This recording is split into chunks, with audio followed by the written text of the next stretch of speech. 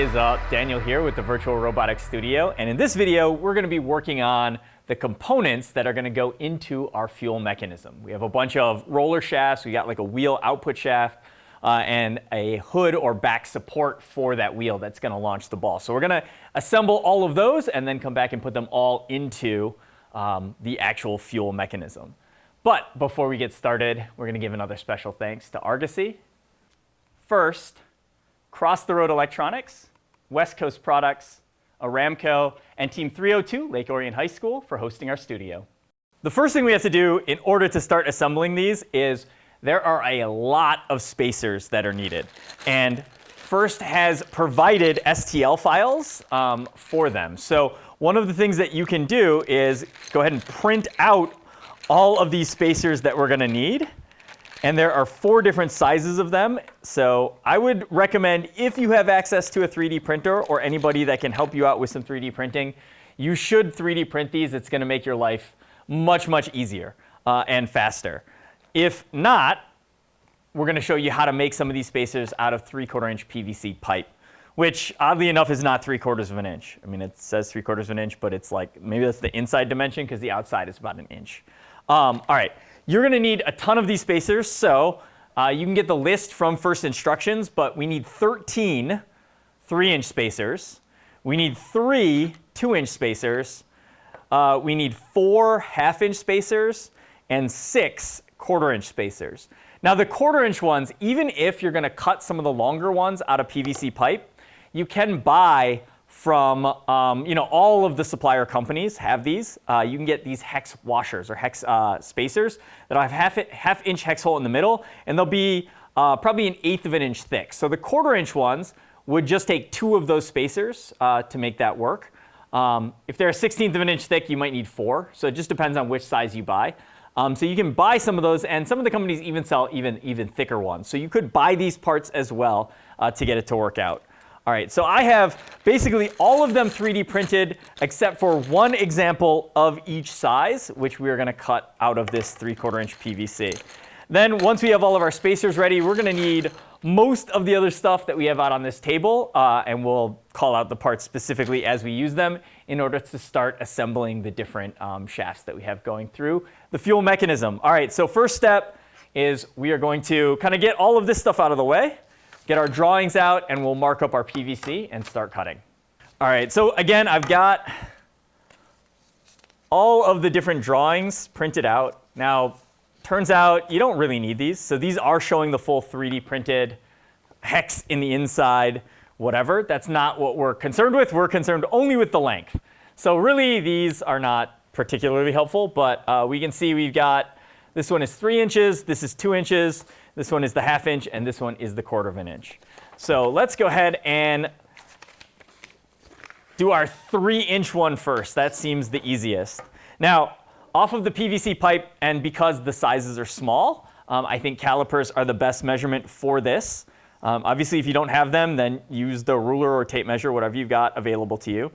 We're going to want these to be really, really close to the right size. We're going to want to do our best to make these be exact. So in the last step with the pool noodle, cutting that down to size didn't really matter. A little too long, a little too short, all good. Same thing with a lot of our polycarb pieces that we made. If we drilled the holes and they're off a little bit, no big deal. Here, the spacers are going to dictate the width of everything. And if they're too short, it could potentially leave the stuff in the middle to move around. And if it's too long, it could actually end up forcing the bearing or pushing the bearings out of the plates where we're going to have everything assembled together. So we want to hit this dimension pretty much right on, although you may still end up having to do some adjustments if your bearings are popping out. Okay, so 3 inches. We can kind of get a good feel for about where 3 inches is, and then I'm going to go ahead and scribe that line. So this is 3 inches is all the way around like this. And depending on what saw you're cutting with, you might need this line to go all the way around, and you might just need one small mark in order to know, where you're cutting. So what I can do with this now is if I just kind of get my calipers in roughly the right spot, we can just sort of spin the tube,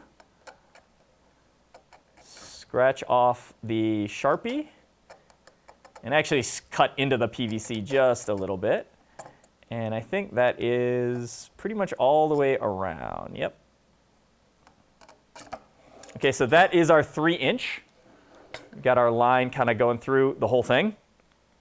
And to cut PVC, there are a few different ways you can do it. Obviously, if all you have is a handsaw, go for it. Hacksaw works. Probably you can use a wood saw on the PVC. That's probably going to cut it fine too. Probably a finer tooth one might be better for this because you want a relatively clean edge when you're done, but any handsaw is going to work. If you have the vertical bandsaw, we'll definitely do at least one example on that. That's going to work as well. And then any powered jigsaw or reciprocating saw is going to be okay. There are also pipe cutters, which you kind of like put on the line, tighten them down, and spin them around, and then tighten a little more and spin it. And it's like a rolling blade that cuts a little bit at a time and works its way through. Those are really good. Those are designed to cut the pipe.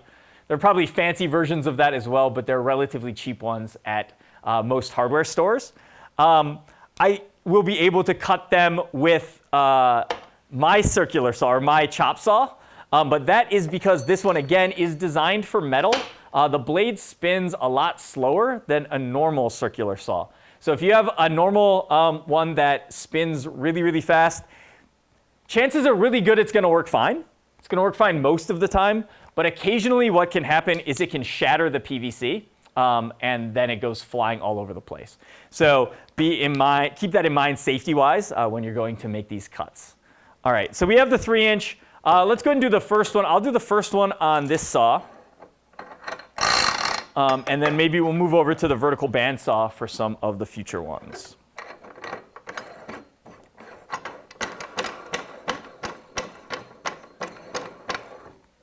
All right, and I want the blade to be on the inside here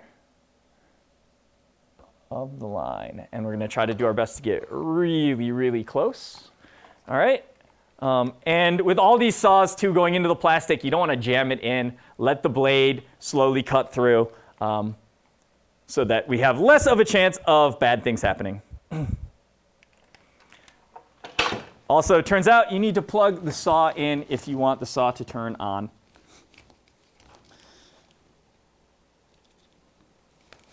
All right, now we're ready to go. Let's do this.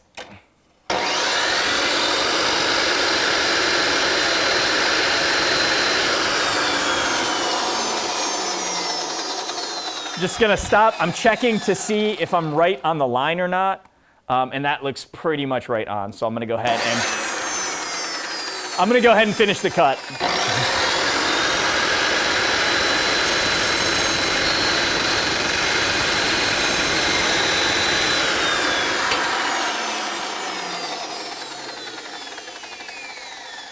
So you got a little bit of a burr left over and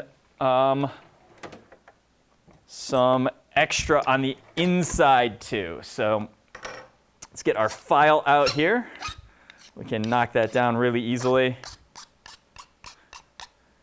And then the inside, I like the deburring tool. It's really great to clean that edge off. We don't want anything sticking up because, again, we really want this to be pretty accurate, right? And mine is, okay, I'm over by 0.02. I'm 3.02 inches on this. There's still a little bit of a lip on the outside that I think I was measuring on. So I'm going to work my way around to get that completely knocked off.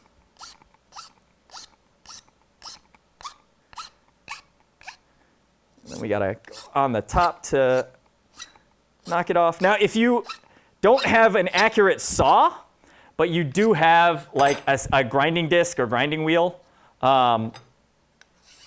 you can cut this a little bit long, and then you can go ahead and grind it down to the exact length. We'll see where we ended up now that I have it cleaned up. Yeah, about 3.02. That's going to probably be just fine. So that is one of them done. Now, let's mark. Let's do an easy one and a hard one here on the chop saw, and then we'll do an easy one and a hard one on the bandsaw as well. So we did the 3-inch, we'll do the 2-inch on the bandsaw, and let's do the 0.25-inch one here. So I'll set my calipers to 1/4 of an inch, 0.25 Well, I'm at 2505. That's going to be fine. I think we can afford the 5/1000ths of an inch issue. And this is going to be really close to the edge. So, and since I know I'm going to do this one on the chop saw, I just need one line to be able to line up the saw with. So we'll go ahead and again scribe through that area.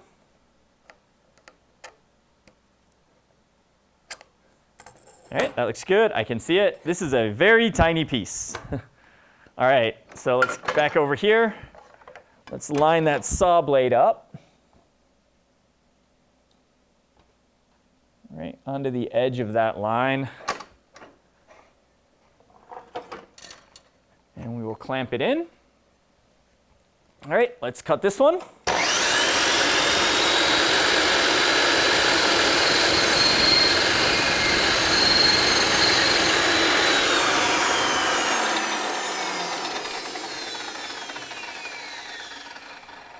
Let the saw slow down before I reach in there to get the piece. All right, same thing. We got a little bit of that last bit where we cut through, especially because I'm going slow, is getting stuck there, but I'd rather go slow than send the piece flying around the room. And then we'll deburr that as well on the inside. And knock off any pieces that are sticking to it. Let's see how we did. That is 0.264. So a little bit too long also. We could, take this onto a file and just go. I would get the coarser file out if I really wanted to change this a lot, but we could do that a little bit. And then if I knock those burrs off, we can see if we did any improvement there.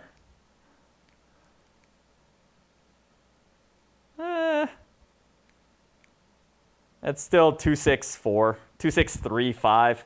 So we took a little bit off. We could keep going if we wanted to, but I think that's going to be close enough for us. So that is 2 of the sizes done here. Let's go ahead and mark our last 2, and then we can go over to the bandsaw and make a couple cuts there, just to give you another example of how you could do this stuff. All right, so then on the bandsaw, I definitely want the line to go all the way around so I can see it.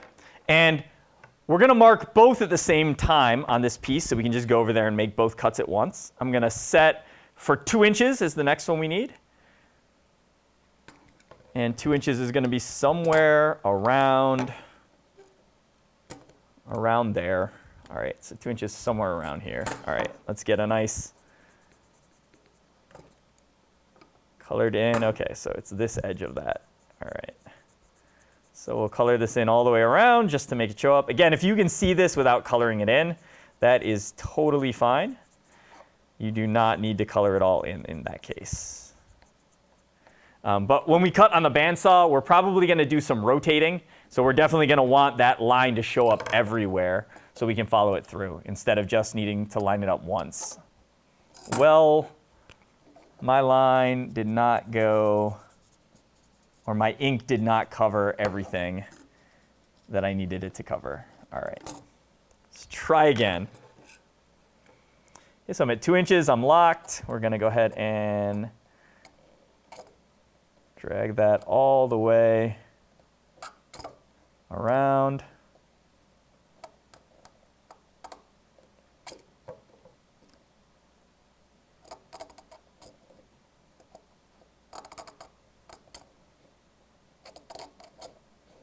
All right, that is clear all the way around.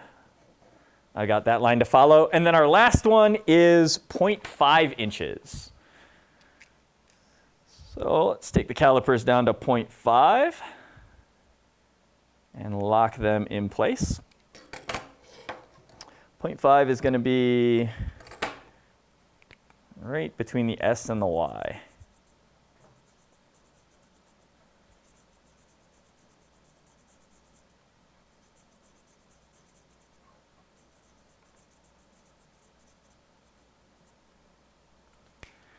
Okey-doke. Let's go ahead and scribe away.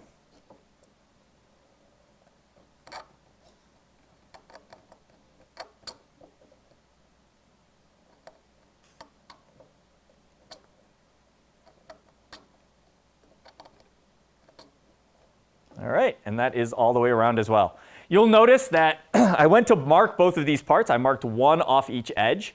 First of all, it's easier to scribe the line from the edge of the piece.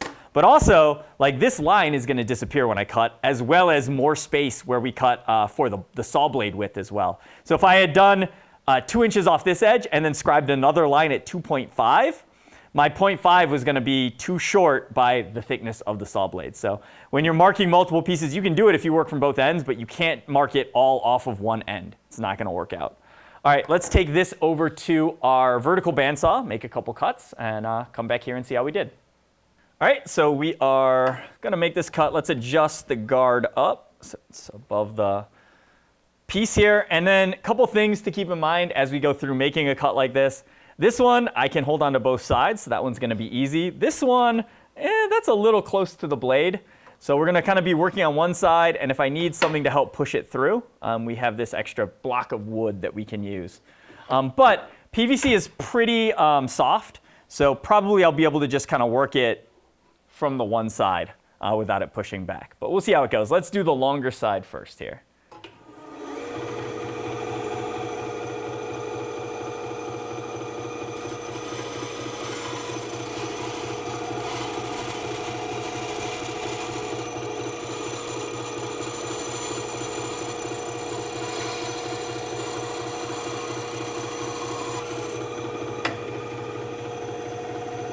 All right, and then we'll flip it around and do our short side.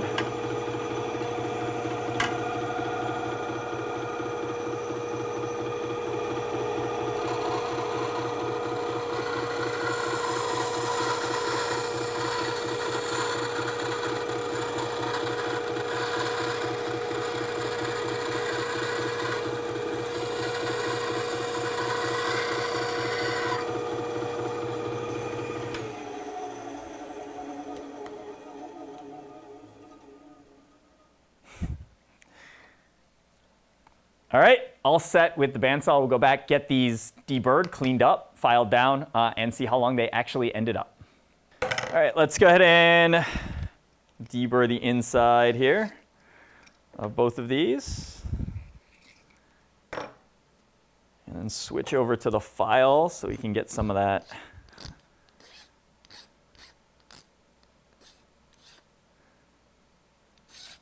extra bits knocked off.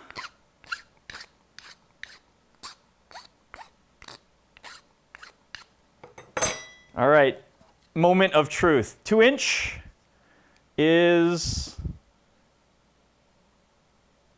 1.9975 on that side and 2.0085 on this side. So a little bit of a diagonal, but really, really close to 2. That's going to work. And our 1/2 inch one is, in fact, that's 0.508 on one side and 0.51 on the other. So that one was a little bit more of an angle, which makes sense because that was the harder one to cut. Make sure that edge is cleaned up, but that is definitely going to be good enough for what we need here. All right. Did it get any better? Nah, 5-1. All right. I could, if this were way off, and we got some burrs still on the outside of this one. If this were way off and I needed to grind it down a little bit more, we could do that, but obviously, we don't want to hold this right next to the disc sander, but you can get a pair of vice grips or something to hold onto it to push it in there and grind it down to the exact dimension. But I think we did a good enough job cutting it that it is going to work for us. All right, next step, I'm going to clean up all the saw mess, and then we're going to bring out the pieces and start assembling our different rollers. Next up is the upper intake and feeder shafts. They are actually going to be exactly the same. So again, if you got multiple people, you can build 2 of these simultaneously. I'm going to have to build one after the other. So again, I'm going to wipe down the shaft just to not have to deal with quite so much of that grease or that oil that's on there.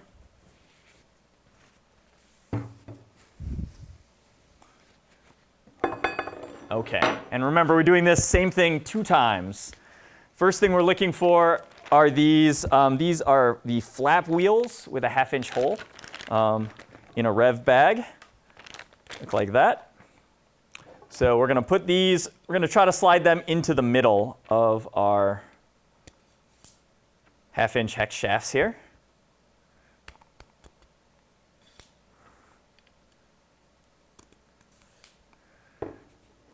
You know, try to get close. We will measure at the end and do a final update. And even with all of these, once this is assembled into the robot, including the last one we made, we'll be able to still adjust them after the fact. So if you're not perfect now, that's fine. It's not that big of a deal. All right, next, we are going to do the spacers. So this is going to be a 1/2-inch long spacer on each side. And then we're also going to need 4 more of these compliant wheels. And these I didn't mention with the first one, but the idea is those cutouts in them, let them really squish. So when you go to like try to grab something and squeeze it between an area, if the thing you're grabbing is hard, or even if it's not, like our fuel balls, they're not super hard, but the fact that this is going to squish down some just gives us that much more adjustment in terms of, you know, how much it's going to be able to squeeze the thing down and still fit and push it through. All right, then we're going to do 1 wheel from this side. Slide that in until it's touching. I'm going to match the spiral pattern so it's going in the same direction, even though I don't think it matters too much. And we're going to get one going on from the other side here. Slide that in. All right. Then we need 3-inch spacers on both sides. And then 1 more wheel on each side. Slide that in, slide that in. Okay, and this is the point where we're going to measure. So let's get to the end of the shaft over here. That looks like we are at just over 5.5, almost exactly 5.5. And then on the other side, we are just under 5.5. All right, so basically the amount that I was off, I'm going to slide over by half that, which is almost nothing. Let's do one more check. Okay, one more little. It looks like, oh, that's over 5.5. Wait, I might have gone too far. I went the wrong way. That's what I did. All right. Back the other way. There we go. Okay, now this side is just under 5.5. This side is just over 5.5. Okay. The teeniest bit back over. Oh, that was way too much. I think I might be trying to be more precise than I need to be on this step, but well, we'll see. All right, I have no idea where I am because everything slipped. Okay, that's exactly 1/2 inch. So we'll squeeze the other side, and this one is, yeah, it's just under 5.5. All right, I think that's close enough. We are within 1/16 of an inch to either side. So then, on the outsides of this, we're going to take 2 more of our 3-inch spacers, slide those on. And then last but not least, 2 1/4-inch spacers and put them on. And I guess if you were designing your own stuff, you could probably make 3 1/4-inch spacers to fit here all as one piece, and that would be fine. I think the idea here is just that now there are less different types of things that you have to print. And once again, because I'm not going to use this for a little bit, I'm going to go ahead and get a little piece of tape and put that on here just to keep it from falling off and getting lost.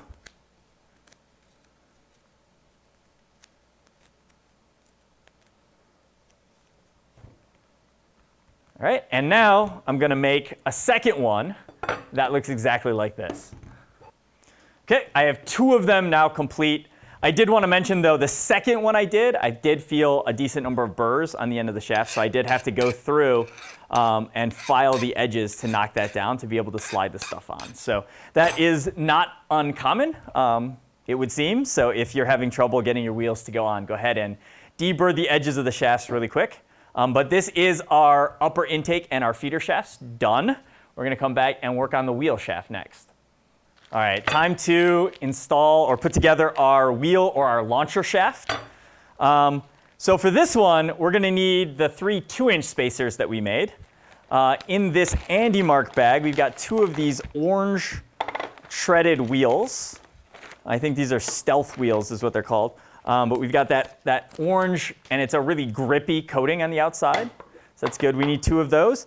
And then in this number 5 bag, again, we need a few things. There is a steel disc here that we're going to need that has a hex-shaped hole in the middle.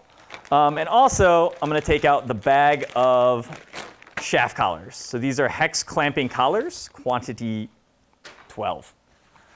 All right, and let's get the shaft out and wipe down. It's a good place to start. All right. Now for this one, basically what's going to happen is we put these wheels on this shaft, on our launcher shaft here, and this is going to spin. It's going to make those wheels spin, and when the fuel comes in contact within it, right, these wheels are going to be spinning really fast. They're going to grab the ball and launch it. But here's the thing.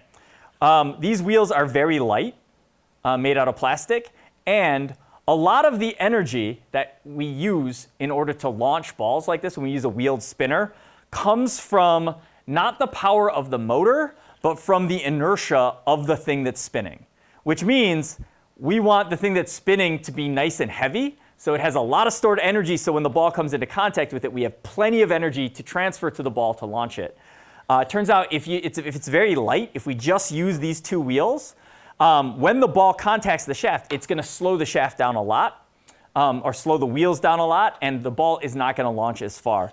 So one of the ways that we can fix that is by using this heavy steel plate. This is basically a flywheel, a weighted flywheel that we can put on. So go ahead and slide that onto the middle, and that's much heavier. So when this is rotating, we're going to be storing much more energy in that flywheel. Then on either side, we're going to take our orange wheels. One side, it's flat and smooth. The other side, there is sort of like a concave. You can sort of see the hub in the middle, but there's a lot of extra space. And I think we're going to go with that hub facing in. Now, it probably doesn't matter a ton, but one of the things is this is going to be spinning at roughly the free speed of a sim motor, which we talked about in the drivetrain video was about 5,000 RPM. Turns out that I think if this side is facing out, you're going to have more air getting trapped inside and getting flung around, and that's actually going to slow down the speed. I think actually having the smooth bit on the outside is going to make it a little bit more efficient. Probably works both ways, but it's going to be slightly better this way. So we're going to do that, one of the orange wheels in from either side. So we have the smooth, flat edges on both outsides, and that steel flywheel in the middle. Then we're going to grab 2 of these shaft collars. And you might need to unscrew them. So these are going to use a 5/32 hex key. You might need to unscrew them a little bit in order to get them to open up. You'll kind of see. If you try to pull open on them, you'll be able to see kind of if it moves or not. If it moves open, then you're probably unscrewed enough. But you can always do a little bit more now. Because this is squeezed down, even though it's open and it's not locked on, it might be hard to get started because you have to kind of sort of spread it out a little bit to get it going. Once it's open, it should slide relatively well. So we're going to slide that in. And the first one was free. The first one you could do facing any direction. Again, this is probably something that it probably works fine either way. But we have this whole shaft that's going to be spinning. And we want it to be balanced. The more balanced this is, the better it's going to spin. So I have the bolt on this one. Right? The head is on this side, and it's going through in this direction. So if I put the other one on the same way next to it, or on the other side, we're going to have a heavy side where the bolt is, and the other side where there's no bolt is going to be lighter. So our thing is going to be off balance. It might wobble a little bit, might vibrate a little bit. So it's better if we flip this over so it's facing the other way. But then the 2 bolt heads would still be facing the same direction. So it's even better if we also rotate it this way. So now the bolt, I have one on the top, one on the bottom. I have the bolt head, one is facing away from me, and one is going to be facing towards me when I put it on. And that, it's a minor thing. It probably doesn't make that big of a difference, but I think technically it should be better this way. So I'm going to go ahead and try to get that shaft collar on, slide that into the middle, and now we can see that, right, we have them on opposite sides. So everything is as balanced as we can do it with these shaft collars. Next up, let's measure to center this. And I think I mentioned we don't need the 1/2-inch spacers for this step. I was just kidding. It was a joke. All right, let's center this up. I'm 9 and 3/32 on that side, and on this side I am 9 and well over 1/2. So we got to move that way a decent amount. Let's measure up and try again. All right, so now we're just over 9 1/4. And on this one, we are still 9 1/2. So another 1/8 of an inch in that direction. That feels like it probably should do it. 9 3/8. 9 3/8. All right, so that is in the center. Now, because we spent a lot of time centering this, if your collars are actually pretty tight and it feels like things aren't going to shift, you don't have to bother tightening these down. But if it feels like it's going to move, then it's probably worth tightening these down. We will likely have to loosen these up again later and do a final adjustment, but I don't kind of want them to move from this spot that we spent centering it, because I want to aim for the whole thing to be as centered as possible. So I'm going to temporarily tighten those down so they can't move. So that is locked in place. And make sure when you tighten these in, right, they are all the way in tight against these wheels. We want no gaps. This one shouldn't really wobble much because remember, the whole shaft is moving together. So even if these things are squeezed down really tight next to each other, there's no added friction from that because they all move as one unit, which is what we want. All right, that is it for the launcher shaft. So we're going to go ahead and set this one out of the way, and then we're going to get all of the parts for the hood or the back ramp that's going to support the other side of the ball when it comes through these launcher wheels. Let's assemble the launcher hood. I do want to mention really quickly, the bag that had the wheels in it, there is also a small bag of bolts and other hardware. There's some keys and some retaining clips in there. So don't throw this bag away. It is not empty yet. You're going to need those later. Didn't want you to lose track of that. All right, for the launcher hood, we've got these two curved, I think these are 3D printed pieces. We have, for this section, for the hood, we're going to need 3 of these churros, but we might as well do the 4th one at the same time. Going to need a couple more of the shaft collars, and now we actually, for real this time, need the 2-inch spacers. Okay, so the way this is going to assemble together is it's going to be like a 1/2-inch spacer going on the churro, and the churro as well, if you need to file it, you can. And then it's going to be these plastic pieces, or these 3D printed pieces on either side. And then in the middle one, we'll do some shaft collars. That's how we're going to assemble it. But when this whole thing goes to be assembled into the frame of the robot, we are going to need to screw in some of those self-tapping screws. And as we found on the drivetrain, it was a little bit easier when we sort of tapped them ahead of time. In this case, it's going to be even nicer to have these tapped ahead of time because the whole structure that we're attaching them to is going to be big. It's going to be moving on us. It's going to want to fall apart. So trying to keep everything lined up and drill it in when it's up there is going to be a lot harder. So we are going to grab, you go way back in time, that West Coast Products hardware bag where we got our 1/2-inch button head bolts that we were using and the nuts, the nylock nuts and all those pieces. There is these 1/4-20 by 1-inch long thread forming screw. Got a 10-pack here. That is what we need. And essentially, these are going to screw into the ends of this to get the threads. So we did this for the drivetrain. It's the same idea. And if you recall, the head of these screws. And these are, whatever, these are a different finish. They're black instead of silver like the ones we did before, but they're the same size. They work exactly the same way. Okay, so a 3/8 socket will work, and then the 1/2-inch wrench will hold the churro. And again, you can do these by hand. So I'll do one of them by hand here. Essentially, do your best as you get started here to try to keep it as straight as possible, so it's getting in as straight as you can. That will make it easier. I'm on a little bit of an angle. Still gonna work. Okay, and you're just gonna screw this all the way in.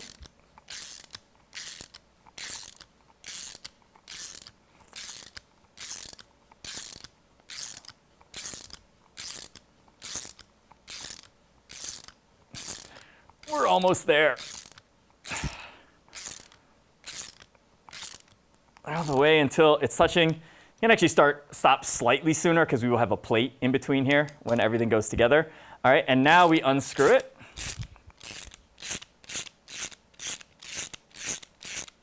And even, it's still a little tight there, so we'll go ahead and, feels like it should be. Yeah, I can now do it with my fingers to unscrew it the rest of the way.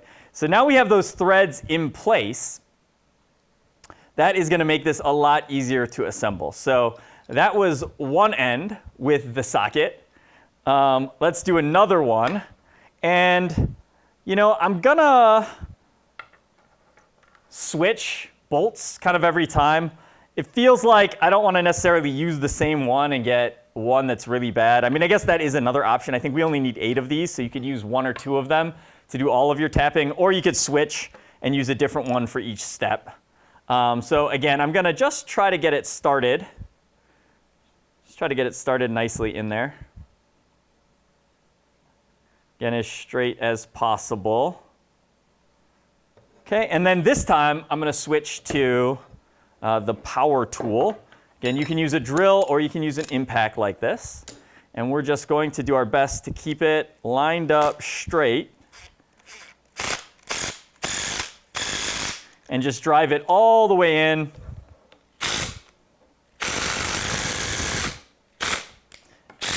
And then all the way out.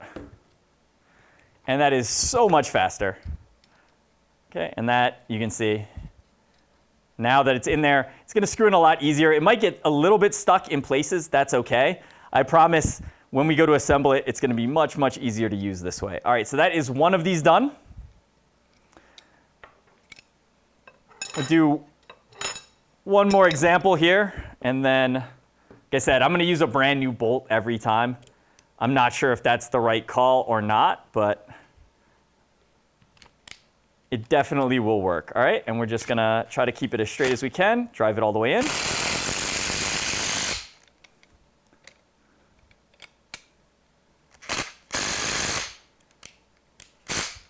And out. All right, and then on the other side, also if you do have like the whole box side of the wrench, I guess I would suggest putting that side in. Obviously, mine is ratcheting, so I got to make sure I have it in facing the right way. But that is going to make it easier to hold on to everything when you do this. Because now, really, I just have to hold the wrench, and the piece is not going to fall away. Before, I was also trying to hold on to the piece a little bit. All right, so let's get that. Well, that's pretty straight. All right. And it's a ratchet, so I gotta spin it around if I want to take it off. All right. Okay, so that is 2 of the 4 churros done. I'm gonna do the same thing on these other 2. We'll come back when it's finished. And back now with all 4 of these churro pieces tapped on both ends. And these were the ones in the black tote, not the ones from the drivetrain. These are a little shorter. These are 17 and it's like 7/8 in length. So they're a little bit shorter than the ones we did for our drive. All right, now we can actually start assembling them. So get one of them, get rid of it. We only need 3. And we're going to take the churros and put them into all 3 of the holes on one of our 3D printed pieces. Then go ahead and slide the spacers in. So we're going to have these 2-inch spacers. Oh, that one's a little tight. I might have to hit that with a file. Same thing here. That's probably where my wrench was when I was doing the tapping. Probably just raised a little bit of an edge, and the 3D printed ones are a little bit of a tight fit, so we'll just hopefully find that spot, file it down a little bit, and it's gonna go. That one's still a little tight, but that's all right. No big deal. Okay. Now, on the other side, we're going to take the other one, and we're going to slide it on. But here's the thing. They are not the same. So there is a short edge sticking off and a longer edge sticking off. So if I put this on this direction, you will see when I get it there, they do not line up. That's a problem. Okay, so when you do this one, right now, it doesn't matter which one is which direction, right? Because we can put this in the robot this way, or we can put it in the robot this way. So we can choose which way is up in order to adjust it. So we can't be wrong when we put this in as long as the pieces match. And then we just have to make sure we do it right when we do our final assembly. So I'm going to line up the other one and slide that into the middle as well. And you can see now they are matching and lined up. And then we're going to do our last thing, which is to do our best to center these. Okay, and on that center one, and the center one only, we are going to take 2 more of our shaft collars and hold it in place. So I'm going to loosen up the shaft collar a little bit. Okay, and then we'll go ahead and slide these in from the end. And this one, it doesn't matter. You can put these on however you want. Let's see, the way this is going to go, I don't think it matters too much. I think you have access no matter what. But I do think I'm going to flip this so that it is facing in this direction. And the idea is when this is up and mounted on the robot, I'll be able to reach down kind of behind it to do the tightening. So I'm not like completely inside. I'm not sure which way is going to give you the best access. This feels all right. And I'm not going to make that tight yet. I'm going to slide one in from the other side. And this one's not spinning, so I can just make them match. So when we're tightening one, we're in kind of position to tighten the other one as well. Okay, and before we tighten those down, let's do the same little bit of measuring to the edge of the piece. So this one is, let's see, we are just under 7.5 from that edge. And this side is just over 7 3/4. So we need to move, that can't be right. Well, that's right. I don't believe it. 6 3/4. All right, I was like, this side looks bigger. All right, so we'll go this way a little bit. Try again. That is just under 7 1/4. This is just over 7, so the tiniest bit more, and that looks pretty good. Guess we'll double check. Okay, 7 about 1/8, 7 about 1/8. All right, that'll do. Doesn't have to be perfectly centered again, and I will go ahead and tighten these shaft collars down so that that center one doesn't move.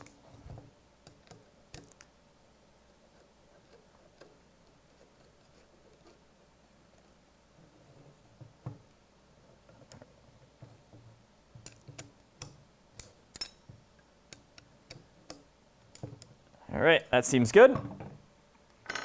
You can sort of judge how loose your other shafts are. I'm going to try to line mine up. I know the bottom one, because there's some burrs there, doesn't really move easily. The top one probably not going to fall out.